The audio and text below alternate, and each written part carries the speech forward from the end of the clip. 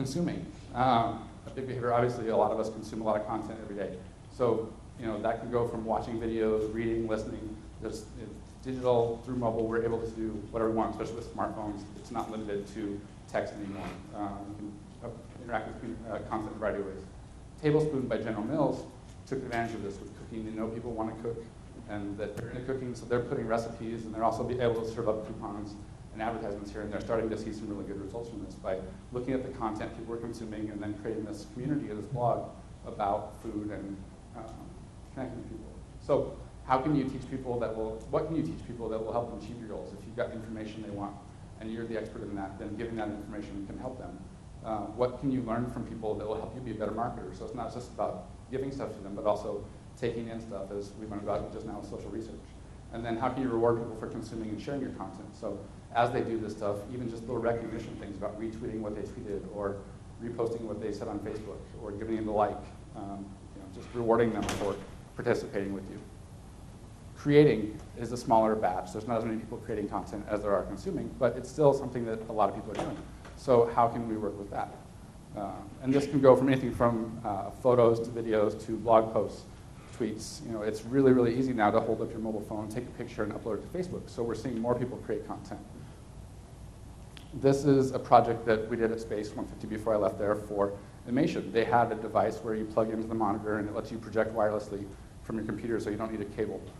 And they wanted to do a search campaign initially, but we had this idea to go into PowerPoint karaoke because we saw this going on at the unconference culture, people getting together at the bars afterwards and putting up a presentation they've never given and have to talk through it. If you search on YouTube, you'll find a really good one where every slide has something to do with a chicken. And so the guy's up here, chicken, chicken, chicken, chicken. And the crowd's just going nuts. Alcohol's involved, so it gets pretty fun. But they ended up loving this idea, and so instead of spending dollars on a search campaign, we did this national competition. It started to get interest from around the globe, so after a month of fighting the legal department of animation, we were able to get them to make it global. But it turned out to be a really fun thing for them and get them some attention that they weren't getting in social media before.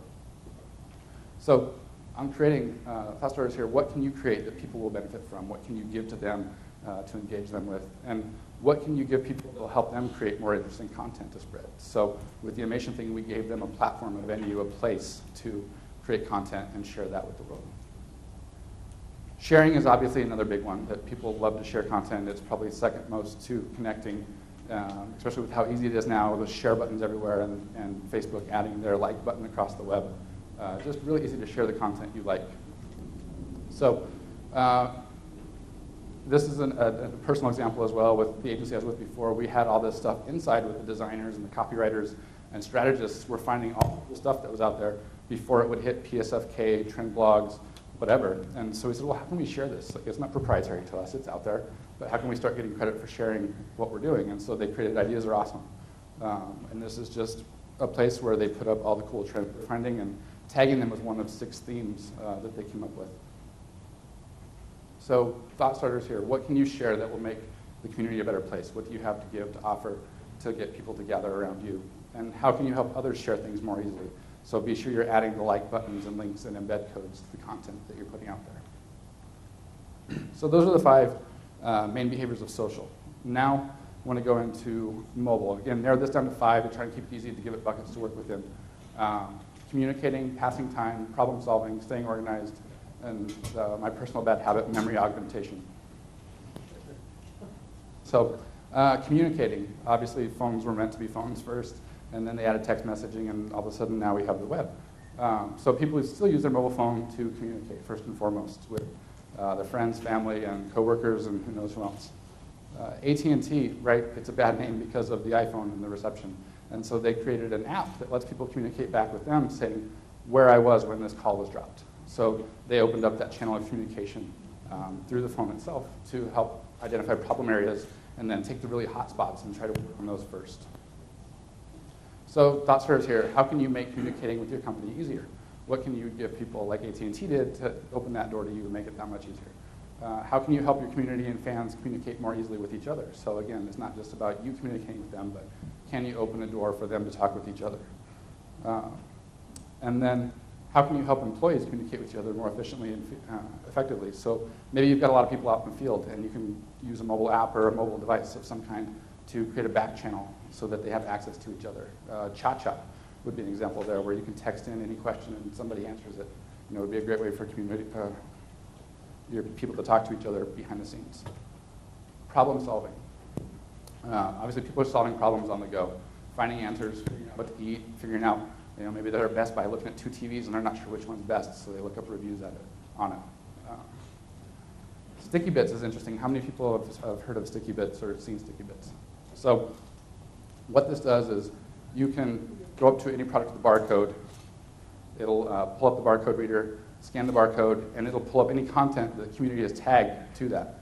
So down here at the bottom, you could attach your resume to your business card if you put a barcode or some type of code on your business card. You could attach a video to a birthday card. So Josh was talking about this last night, that they've been wanting to do this for a while. And you just scan the barcode on the back of the birthday card you just sent, and now they get a video of me telling my brother happy birthday that goes with his card. So really, really cool thing.